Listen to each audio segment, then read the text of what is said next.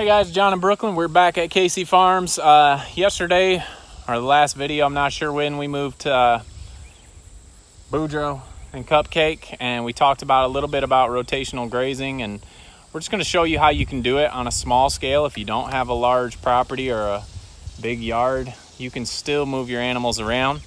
People driving by may see your animals moving all the time and wondering what you weirdos are doing, but you're giving your animals a lot healthier life, and you're also fertilizing your lawn. So check out the setup we've got. This is our old goat barn that we built. Let's go in here and check this out first. This is if you don't have mobile housing. We built this permanent thing for our goats, and now we use it for whatever we need. We've raised ducks in here, and now we're going to put pigs in. It is just a pallet shack, 2 pallets high, and it's got metal on the sides and the roof, but this is going to be their permanent shelter. We've got good hay down in here, and this will be the only spot that they have access to at all times. And we are going to just run our fences. We're going to start on this side, run them a little paddock out here, and it's not real rocket science, and I'm not an expert at this by any means, but we've been doing it just to keep our animals on fresh ground, and it's worked very well for us. So after we do a little pasture out here, we'll do a pasture in the front, then we'll do a pasture on the side, and possibly one in the back too. So we got an option to rotate them 4 different times around here, and they'll stay in each one for 1 to 2 weeks. And there's a lot of things that vary. If it's really rainy and wet, they'll mess up their spot a lot faster. We're gonna have 2 pigs over a year old in here, so they're not just little baby pigs. They'll have big turds, so it will get a little messier. But we just want to show you that you can do this even if you don't have a lot of space to do it. And the thing that makes it the easiest for us is the Premier One netting. We've got 2 fences, 100 feet, and there's a solar charger, and it comes with a grounding rod, and that's how the solar chargers stick into the ground there.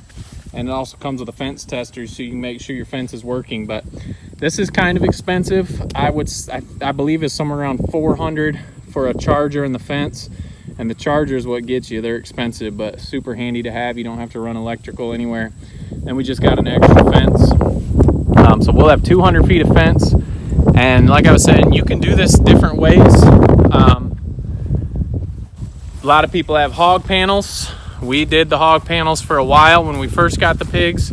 And yes, you can move them around, but it is a pain in the butt. And it's quite expensive too. You got a hog panel here, 16-foot hog panel. Just look those up at Tractor Supply. Those are $22 a piece.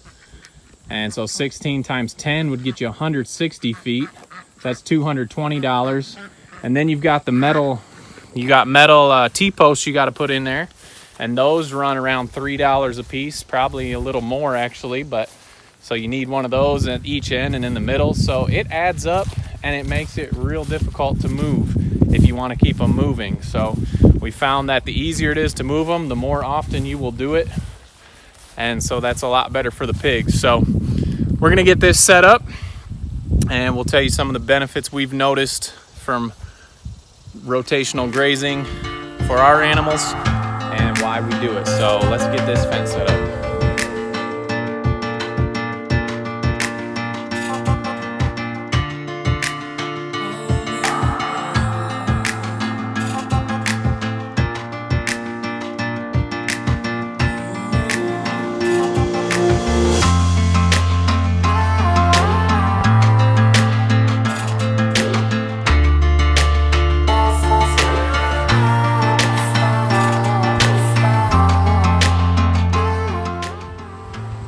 Okay, so you can see the general idea.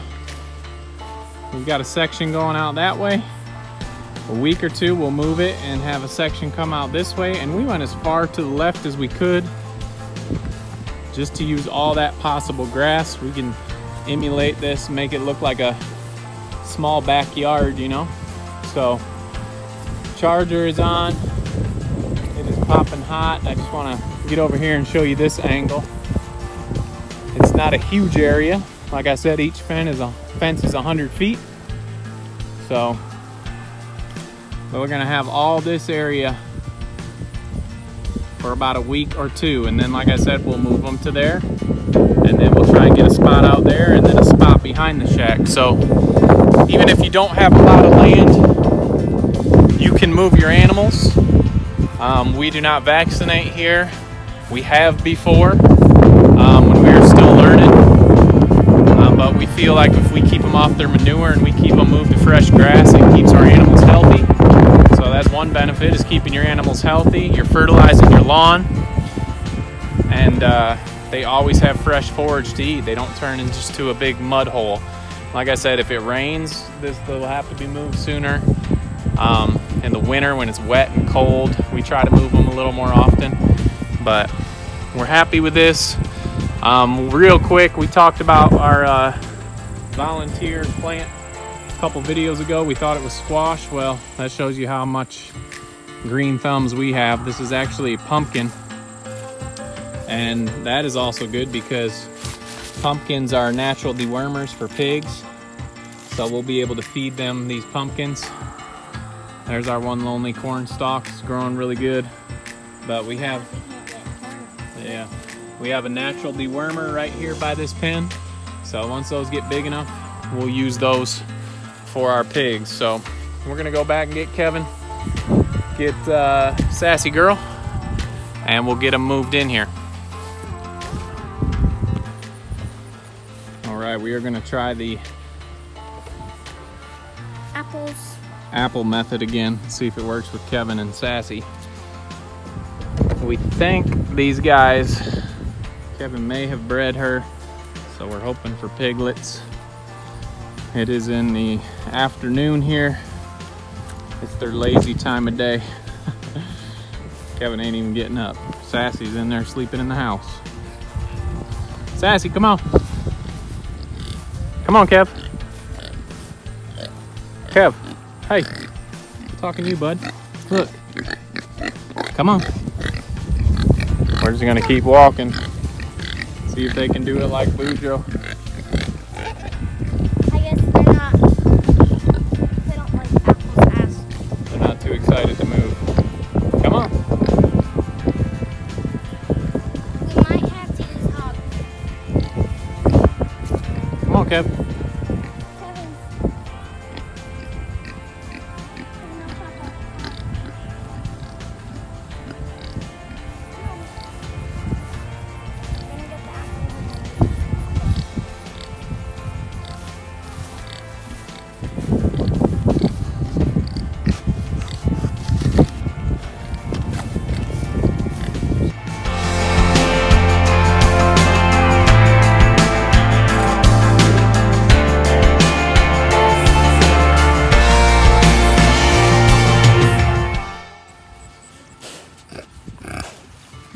Come on.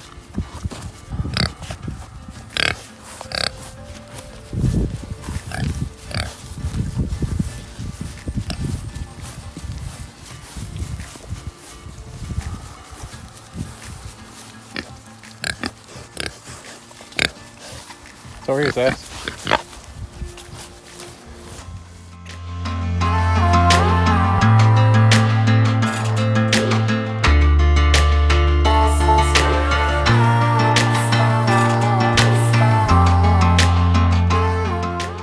All right, guys, well, 2 successful moves. We got them in. Wasn't hard at all. You can see they're pretty awesome pigs, but if you have the opportunity to rotate your animals, do it. It is good for them. Your neighbors may think you're crazy, but your animals are gonna love you. Even if you have a small property, you don't have to have a ton of land. You can easily move them. Good for your animals, it's good for your grass, it's gonna build your soil. It's the easiest way, maybe not the fastest way, but chemical-free way to fertilize your land. So, I'm not an expert, guys. If you wanna look at some stuff, Greg Judy on YouTube, he does an amazing job of it. If you just put all your fence and let them have one spot, they're gonna go get all the good stuff off that ground and leave all the other stuff, and then your whole pasture's ruined. So section them off some spots, let them move, here and there. You be the judge. Look at it. It may be 2 weeks, it may be 3 weeks, it might be a couple days. So you got to look at your grounds, see how they're messing it up. Obviously, the more animals you have in a spot, the quicker it's going to get messed up. Only have a small amount of fence, you can just move them more, and that will be Yeah. if you don't have a lot of fence. Yeah. So Sassy had blown her coat. Her coat is growing in. She's looking fantastic. They're going to go in and check out their new palace here. We just got this pallet up here because that was the one way I was keeping the ducks in when we had our ducks out here. But we've cleaned all this out. We put DE down just to kill anything if there was anything left from the manure in here. Clean this out nice for the pigs, and this will be their spot for a couple weeks, a month or so. They're going to be in here, and we're going to be rotating them around to show you how you can do it on minimal land. So we're excited to have been doing this. Yes, it's more work than just leaving them in a pasture and never moving them, but it definitely, we've learned and seen from our own experience, it's a lot better for the animals to always be off their manure and be on fresh ground. So hopefully this helps you guys. If you been wanting to maybe figure this out, like I said, the cost of the fence is a little more expensive, but it's definitely well worth the cost.